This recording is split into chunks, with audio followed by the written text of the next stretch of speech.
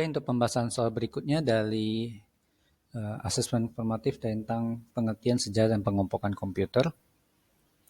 Sumber energi yang menggerakkan komponen mekanik pada komputer mekanik, ya, komputer mekanikal atau disebut mechanical computer, seperti pada Pascal Calculator Analytical Engine.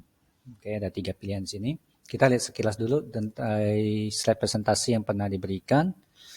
Berdasarkan sejarah perkembangan komputer itu dari komponen penggeraknya itu awalnya memang dari mechanical. Mechanical itu artinya mempunyai banyak komponen mekanik, biasanya berupa poros roda bergerigi, yang dimana perputaran pada satu roda akan mengakibatkan putaran pada roda lainnya, yang kemudian baru berkembang menjadi elektromekanik, di mana masih pakai poros roda bergerigi tapi digerakkan oleh listrik.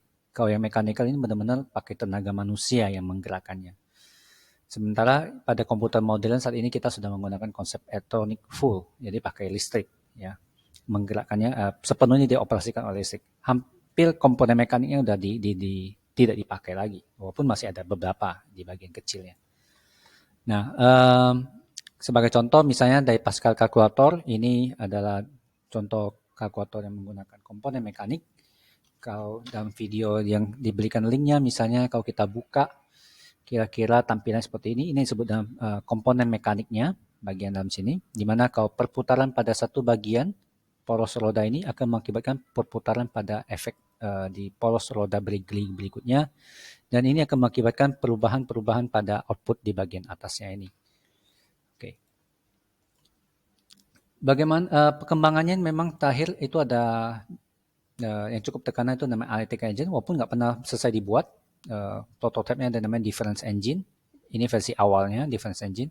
Kita bisa lihat bahwa ini juga digerakkan oleh tenaga manusia pakai sistem encall di bagian ini, ya, pakai tenaga manusia untuk encall. Terus pada Analytical Engine dibayangkan memang digerakkan menggunakan komponen mekanik juga, tapi sudah digerakkan oleh tenaga mesin uap waktu itu. Cuma sayangnya mesinnya nggak mampu berhasil dibuat, ya. Baik, itu sedikit sejarahnya. Maka saya berdasarkan konsep ini pada zaman dulu ketika komponen mekanik itu banyak digerakkan oleh tenaga manusia dalam hal ini, kemudian juga bisa digerakkan juga oleh tenaga uap. Yaitu dalam hal ini tenaga dari suatu energi panas menjadi energi gerak, intinya kayak gitu, ya. Saat itu belum ditemukan namanya listrik, maka pada komponen mekanik rata-rata ada dua ini dipakai.